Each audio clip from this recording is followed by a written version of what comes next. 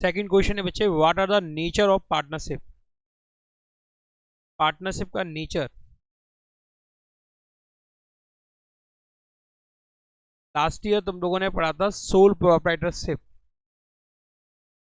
जिसमें सिर्फ एक ही पर्सन पूरे बिजनेस को कंट्रोल करता था। उस बिजनेस से जो भी प्रॉफिट होता था वो पूरा का पूरा उसी को जाता था, यानी कि उसी को रिसीव होता था। यहां पर बात हो रही है पार्टनरशिप बिजनेस की। तो यहां पर पार्टनरशिप बिजनेस से जो भी प्रॉफिट होगा वो शेयर होगा पार्टनर्स के बीच में, उनके बीच में जो भी एग्रीड रेशो होगा उस रेशो में।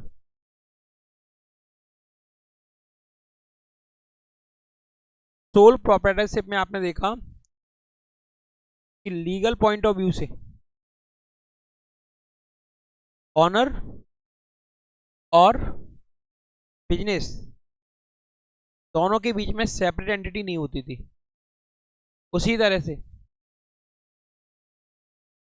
पार्टनरशिप में भी लीगल पॉइंट ऑफ व्यू से सेपरेट एंटिटी नहीं होती। पार्टनरशिप और पार्टनरशिप फर्म के बीच में सेपरेट एंटिटी नहीं होती है लीगल पॉइंट ऑफ व्यू से। यदि फर्म में कोई इलीगल वर्क होता है तो पार्टनर को अरेस्ट कर लिया जाएगा। पार्टनर बोले कि नहीं, ये तो फर्म ने गलत किया है, लेकिन लीगल पॉइंट ऑफ व्यू से फर्म और पार्टनर दोनों एक ही हैं, उनके बीच में सेपरेट लीगल एंटिटी नहीं है। ओके। जबकि अकाउंटिंग पॉइंट ऑफ व्यू से जब अपन अकाउंटिंग करेंगे उस पॉइंट ऑफ व्यू से देखें तो पार्टनर और फर्म दोनों के बीच में सेपरेट एंटिटी है। अकाउंटिंग करते हैं फर्म के पॉइंट ऑफ व्यू से, अकाउंटिंग करेंगे फर्म के पॉइंट ऑफ व्यू से। अकाउंटिंग पॉइंट ऑफ व्यू से फर्म और पार्टनर्स के बीच में सेपरेट लीगल एंटिटी होती है। अकाउंटिंग करते हैं फर्म के पॉइंट ऑफ व्यू से। जब कोई पार्टनर फर्म में मनी इन्वेस्ट करता है या मनी वर्थ इन्वेस्ट करता है तो फर्म की लायबिलिटी इंक्रीज होती है, जिसको अपन बोलते हैं पार्टनर्स कैपिटल, और फर्म की एसेट्स इंक्रीज होती है। जब कोई पार्टनर फर्म से विड्रॉ करता है पर्सनल यूज के लिए मनी, या फर्म की कोई एसेट्स यूज करता है, उस केस में फर्म की एसेट डिक्रीज होती है और पार्टनर्स कैपिटल डिक्रीज होती है as per accounting point of view, क्योंकि उन्हें क्या माना गया है, सेपरेट लीगल एंटिटी माना गया है। जबकि लीगल पॉइंट ऑफ व्यू से उनके बीच में सेपरेट लीगल एंटिटी नहीं होती है। बच्चे पार्टनरशिप एग्रीमेंट जो होता है, पार्टनर्स के बीच में जो एग्रीमेंट होता है जिससे पार्टनरशिप फर्म का क्रिएशन होता है, उसके टू टाइप होते हैं, या तो ओरल हो सकता है या वो रिटन हो सकता है। यदि एग्रीमेंट ओरल है तो पार्टनरशिप बिजनेस गवर्न होगा, यानी कि चलाया जाएगा उस ओरल एग्रीमेंट के बेसिस पर। और यदि रिटन एग्रीमेंट है तो रिटन एग्रीमेंट के बेसिस पर चलाया जाएगा बिजनेस। ये है बच्चे nature of partnership. What are the nature of partnership. What are the nature of partnership. तो क्वेश्चन लिखा तुम लोगों ने, what are the nature of partnership. What are the nature of partnership. Answer लिखेंगे partnership from the legal view point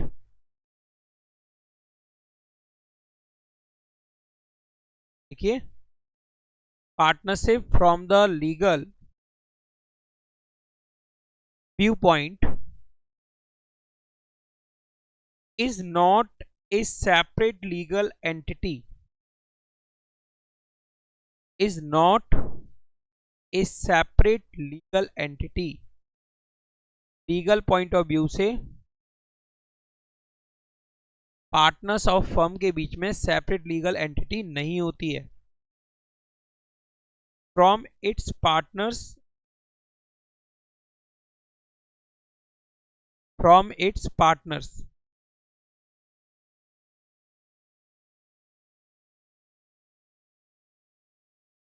since firms debt are payable, since firms debt are payable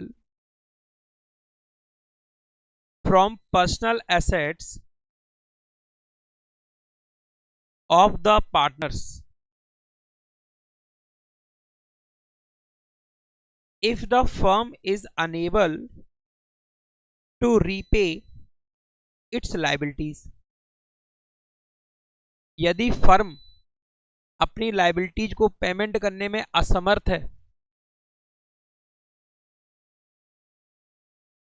तो बच्चे firm के जो डेप्ट हैं, फर्म की जो liabilities है, उसका पेमेंट पार्टनर्स की पर्सनल असेट से होगा, पार्टनर की पर्सनल एसेट से होगा. जैसे ए और बी टू पार्टनर्स हैं, उनकी फर्म है A and B associate, A B and associates, उनकी फर्म का नाम है, साथ में बिजनेस करते हैं, वो पार्टनर से बिजनेस करते हैं. फर्म ने कोई लोन लिया, फर्म का मतलब बिजनेस ने कोई लोन लिया, उसका लोन का रीपेमेंट फर्म नहीं कर पा रही है, तो उस केस में ए और बी की जो पर्सनल एसेट्स होंगी ना, ए और बी की जो घर में जो एसेट्स होंगी, घर की यानी पर्सनल जो एसेट्स होंगी, उनको बेचकर फर्म की लोन लाइबिलिटी का पेमेंट किया जाएगा, क्योंकि फर्म है अनेबल पेमेंट करने में. क्योंकि पार्टनरशिप में पार्टनर्स की जो लाइबिलिटी होती है वो अनलिमिटेड होती है. ओके, यदि फर्म की लाइबिलिटीज का पेमेंट फर्म नहीं कर पा रही है, तो पार्टनर्स के घर के बर्तन बेचकर भी पेमेंट किया जाएगा, क्योंकि यहां पर लाइबिलिटी कैसी होती है, अनलिमिटेड, असीमित. आगे लिखेंगे how ever partnership firm and partners are two separate entities from accounting viewpoint, because transactions are recorded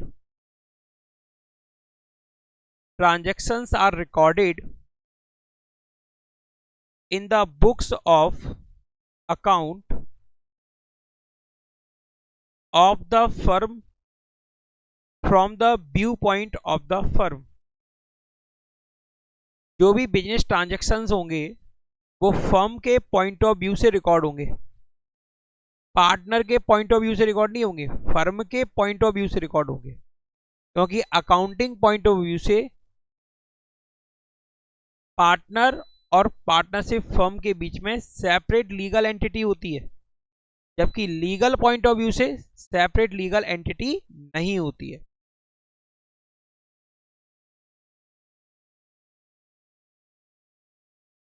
आगे लिखेंगे थर्ड पैरा में, partnership may be govern by oral agreement, partnership may be govern by oral agreement, that is terms of partnership are agreed upon orally. Partnership govern होती है oral agreement से, जब partners के बीच में जो टर्म्स एंड कंडीशन है partnership business से रिलेटेड वो ओरली उनके बीच में तय हुई है. और it may be govern by a written agreement,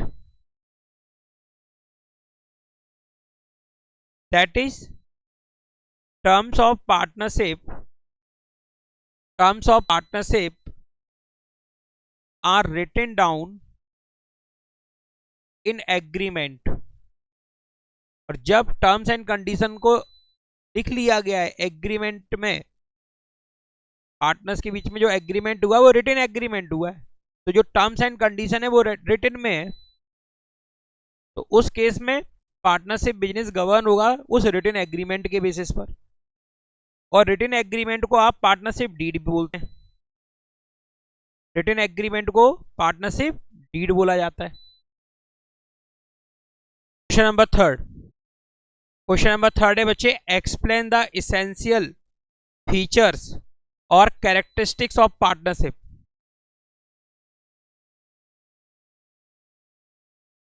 यहां पर अपन समझेंगे पार्टनरशिप के फीचर्स और कैरेक्टरिस्टिक्स को। इसेंशियल मीन्स अनिवार्य। यहां पे अपन जो फीचर्स और कैरेक्टरिस्टिक्स देखने वाले हैं वो अनिवार्य हैं, इसेंशियल हैं। फर्स्ट है बच्चे, 2 और मोर पर्सन्स, 2 और मोर पर्सन्स। बच्चे पार्टनरशिप बिजनेस में मिनिमम 2 और maximum 50 person as a partner involve हो सकते हैं। कम से कम 2 और मैक्सिमम 50 50। बच्चे वो ही पर्सन पार्टनर बनाए जा सकते हैं जो कैपेबल होंगे, एग्रीमेंट करने के योग्य होंगे। इंडिया में कोई भी पर्सन एग्रीमेंट यानी कि कॉन्ट्रैक्ट तभी कर सकता है जब उसकी उम्र 18 साल या उससे ज्यादा हो, यानी वो 18 साल से ज्यादा उम्र का होना चाहिए। दूसरा, वो अनसाउंड माइंड का नहीं होना चाहिए, यानी पागल नहीं होना चाहिए। और तीसरा, से किसी एक्ट के द्वारा डिस्क्वालिफाइड नहीं किया गया हो, यानी कि वो अपराधी प्रकृति का ना हो। तो हमने तुमको बताया कि वो कैपेबल होना चाहिए, कॉन्ट्रैक्ट करने के योग्य होना चाहिए। तो इंडिया में कॉन्ट्रैक्ट कोई पर्सन कब कर सकता है? जब उसकी एज 18 साल या उससे ज्यादा हो। दूसरा, वो अनसाउंड माइंड का ना हो। और तीसरा, वो डिस्क्वालिफाइड ना हो किसी एक्ट के अंतर्गत, कानून के द्वारा उसको किसी कानून में उसको डिस्क्वालिफाइड ना किया गया हो। जैसे कोई अपराधी होता है और उस पर अपराध सिद्ध हो जाए तो वो डिस्क्वालिफाइड हो जाता है, यानी कि वो कोई भी अनुबंध यानी कि एग्रीमेंट नहीं कर सकता। ओके, इसके अलावा कोई भी एग्रीमेंट कर सकता है। बच्चे माइनर जिसकी उम्र 18 साल से कम होती है तो वो पार्टनर नहीं बनाया जा सकता, क्योंकि वो 18 साल से उसकी उम्र कम है, माइनर है वो। लेकिन बच्चे यहां पर आपको ये जानना होगा कि माइनर को पार्टनर बनाया जा सकता है सिर्फ प्रॉफिट में, सिर्फ प्रॉफिट के लिए। किसके लिए बच्चे? लॉस के लिए साझेदार नहीं बना सकता। और जब माइनर को पार्टनर बनाते हैं और जब वो माइनर जो होता है जब वो 18 साल का हो जाता है, 18 साल के होने पर वो माइनर नहीं है अब, तो उसे रिटन में एक नोटिस देना होता है। किसको? फर्म को, कि हम इस फर्म में रहना चाहते हैं या नहीं एज अ पार्टनर। यदि वो 6 महीने में ऐसा नोटिस नहीं देता है तो 18 साल की उम्र हो जाने के बाद फर्म वो पार्टनर ही माना जाएगा फर्म का, क्योंकि उसने नोटिस तो दिया नहीं। और फर्म में कोई भी काम होगा तो उसके लिए उसे भी लायबल ठहराया जाएगा। किसको? उस पर्सन को। ठीक है, टू और मोर पर्सन का मतलब कम से कम 2 और मैक्सिमम 50। और ये मैक्सिमम 50 जो नंबर है ये सेंट्रल गवर्नमेंट ने प्रिस्क्राइब किया है बच्चे, कंपनीज एक्ट के जो रूल्स होते हैं, मिसलेनियस रूल्स होते हैं 2014 उसमें 50, और 2013 तक जो कंपनीज एक्ट 2013 है ना उसके अकॉर्डिंग पहले कितने होते थे 100, लेकिन 14 में अमेंडमेंट हुआ यानी चेंज हुआ और कितने कर दिए गए मैक्सिमम 50। एमपी बोर्ड की कुछ बुक्स में तुमको 100 भी दिखाई देंगे मैक्सिमम, तो वो गलत प्रिंट है, क्योंकि 2013 तक कितने थे 100, उसके बाद कितने कर दिए गए 14 से 50 कर दिए गए। ठीक है, तो किताबों को थोड़ा संभल के पढ़ना, अगर पढ़ते हो गाइडों से पढ़ते हो तो संभल के पढ़ना, क्योंकि गाइडों में गलत होता है बहुत कुछ। बच्चे नेक्स्ट पॉइंट है एग्रीमेंट। एग्रीमेंट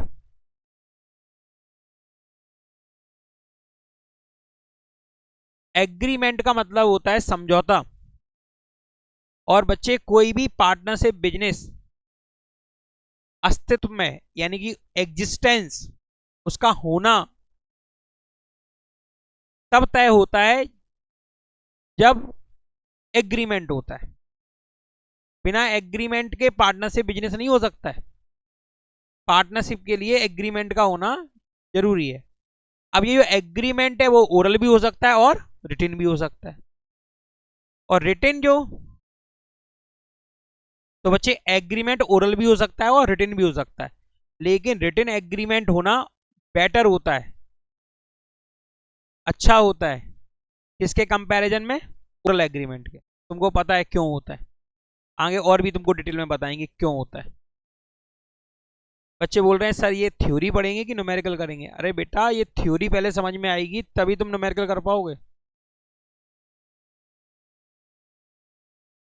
पहले तैरना सीखते हैं हल्का फुल्का कि सीधे ही कूद जाते हैं तालाब में या नदी में, मालूम भी तो होना चाहिए करना क्या है उसके अंदर जाके। तो पहले थ्योरी बिना कुछ नहीं कर सकते हो आजकल। तो बच्चे एग्रीमेंट ओरल और रिटन दोनों में से कोई भी हो सकता है। थर्ड है बच्चे बिजनेस। बच्चे पार्टनरशिप, टू और मोर पर्सन इन्वॉल्व हुए हैं पार्टनरशिप में, तो काय के लिए इन्वॉल्व हुए हैं कि वो बिजनेस करेंगे और उस बिजनेस से जो प्रॉफिट होगा उसे आपस में शेयर करेंगे। तो बिजनेस का होना कंपलसरी है। अब बिजनेस भी कैसा होना चाहिए, लॉफुल होना चाहिए, लीगल होना चाहिए। 4 लोग मिलके साझेदारी करें, पार्टनरशिप बनाएं और बोले कि अपन डकैती डालने चलेंगे, तो वो पार्टनरशिप बिजनेस नहीं है, क्योंकि वो इलीगल है। सिर्फ बिजनेस कैसा होना चाहिए पार्टनरशिप के केस में, लॉफुल होना चाहिए, लीगल होना चाहिए। नेक्स्ट है बच्चे प्रॉफिट शेयरिंग।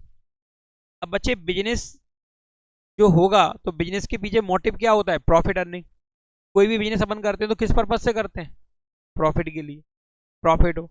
और जब प्रॉफिट होगा तो ये पार्टनरशिप है, क्योंकि यहाँ पे 2 और मोर पर्सन इन्वॉल्व है, तो जो प्रॉफिट होगा वो पार्टनर्स के बीच में क्या होगा, आपस में डिस्ट्रीब्यूट होगा, बटेगा एग्रीड रेशो में। एग्रीड रेशो का मतलब जो पार्टनर्स के बीच में तय हुआ है कि ऐसे ऐसे बांटेंगे तो वैसे ही वैसे बटेगा।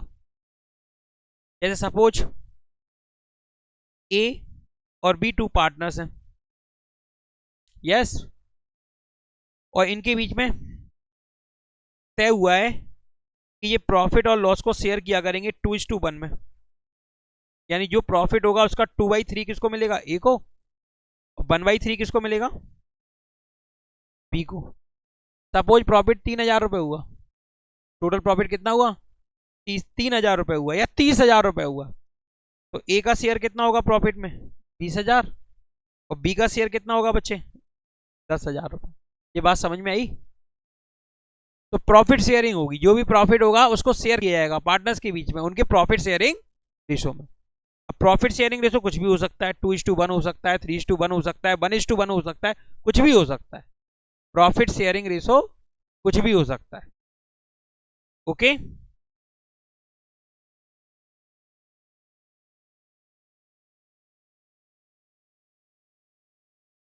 नेक्स्ट है बच्चे,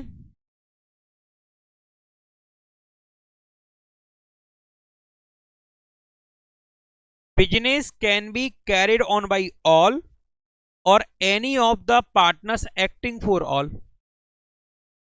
बच्चे, पार्टनरशिप जो बिजनेस होता है ना, वो म्यूचुअल एजेंसी बिजनेस है। कैसा है? Mutual agency.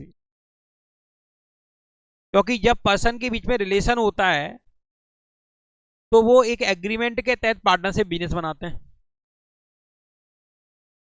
उनके बीच में म्यूचुअल रिलेशनशिप होती है। किनके बीच में? पार्टनर्स के बीच में। जैसे राम और श्याम टू पार्टनर्स हैं और इनकी फर्म है Ram and Shyam company. Firm का नाम क्या है इनका? Ram and Shyam company. तो बोलोगे सर ये कंपनी, अरे नाम है ये तो फर्म का, कंपनी थोड़ी बन गई। ये क्या है? फर्म का नाम है। फर्म में दो पार्टनर है, राम और श्याम। अब बच्चे जो बिजनेस है उसमें, बिजनेस का जो ऑफिस है या बिजनेस जो दुकान है, उसमें सिर्फ राम बैठे हुए हैं, श्याम नहीं बैठे। तो जो राम जो है वो बिजनेस के लिए काम करेंगे, फर्म के लिए काम करेंगे, और श्याम के बिहाफ निर्णय भी लेंगे, डिसीजन भी लेंगे। किसके बिहाफ? श्याम के। जबकि श्याम तो दुकान में बैठा ही नहीं है। क्योंकि राम और श्याम के बीच में म्यूचुअल रिलेशनशिप है। कैसी रिलेशनशिप है? म्यूचुअल। अरे भाई हम नहीं आए दुकान पे, तुम ही देख लेना दुकान को। क्योंकि है क्या? पार्टनरशिप। कभी श्याम बैठे हैं दुकान पे, राम नहीं है, तो श्याम डिसीजन जो भी लेगा वो राम के बिहाफ भी लेगा। क्योंकि इनके बीच में क्या है? Mutual relationship. एजेंट और प्रिंसिपल का नेचर होता है। किसका? एजेंट और प्रिंसिपल। प्रिंसिपल कहीं बैठा होता है और एजेंट उसके लिए काम कर रहा होता है। प्रिंसिपल कहीं बैठा होता है और एजेंट उसके लिए काम कर रहा होता है। तुमने देखा एजेंसी बिजनेस होते हैं। दुकान तो है ग्वालियर में, और उस व्यवसाय का जो भी, बिजनेस का जो भी मटेरियल है वो सेल किया जा रहा है बिजनेस में, वेंडर किसी एजेंट के द्वारा। तो एजेंट काम करता है कि नहीं करता? उसी तरह से पार्टनरशिप में पार्टनर और फर्म के बीच में एजेंट और प्रिंसिपल का रिलेशन होता है। जब श्याम नहीं है, राम अकेला है, तो राम एजेंट की तरह काम करेगा। और श्याम जब अकेला बैठा हुआ है दुकान पे और राम नहीं है, तो श्याम क्या बन जाएगा? एजेंट। यस। किस बेसिस पर? म्यूचुअल रिलेशनशिप के बेसिस। चलिए लिखते हैं। क्वेश्चन है बच्चे, एक्सप्लेन द इसेंशियल फीचर्स और characteristics of partnership. Explain the essential features और characteristics of partnership.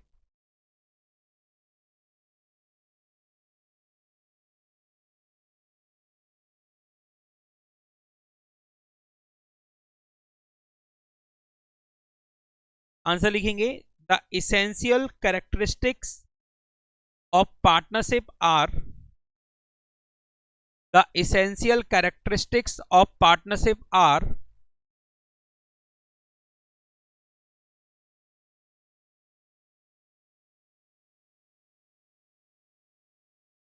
first, adding two or more persons,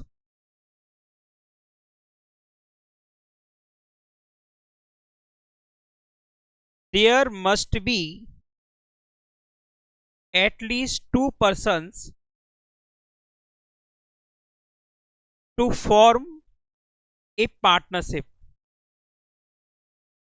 There must be at least two persons to form a partnership, and all such persons must be competent to contract.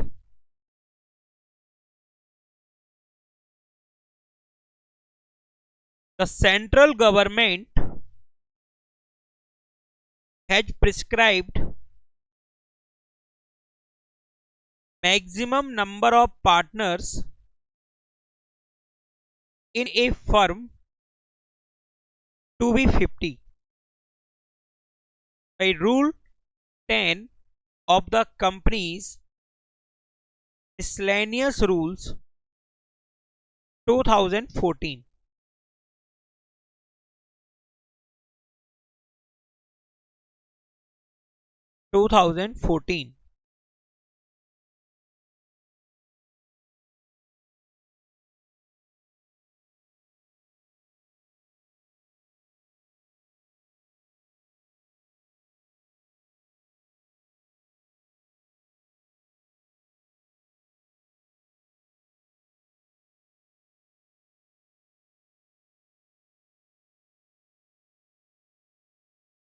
Second heading लिखेंगे agreement.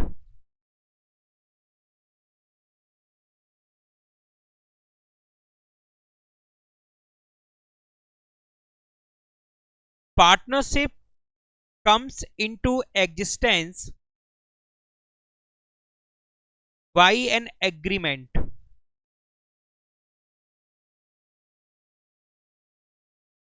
either written or oral. The written agreement among the partners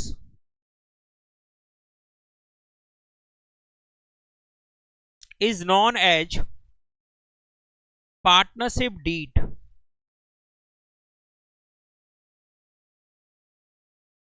Partnership deed.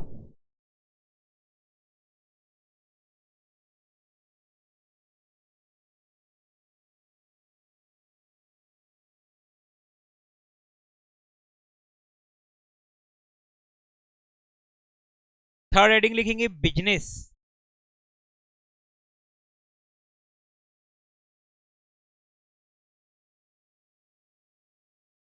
A partnership is established for a business. Partnership की जो स्थापना है वो किस लिए हुई है? बिजनेस के लिए हुई है, बिजनेस करने के लिए।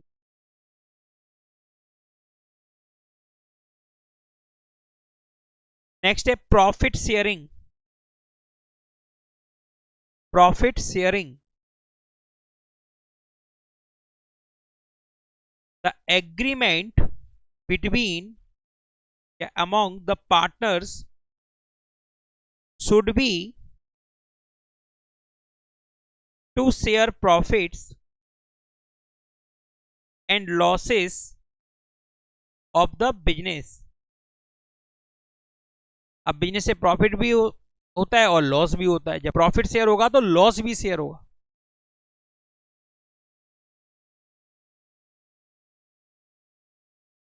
एंड लास्ट हेडिंग है बच्चे, business can be carried on by all.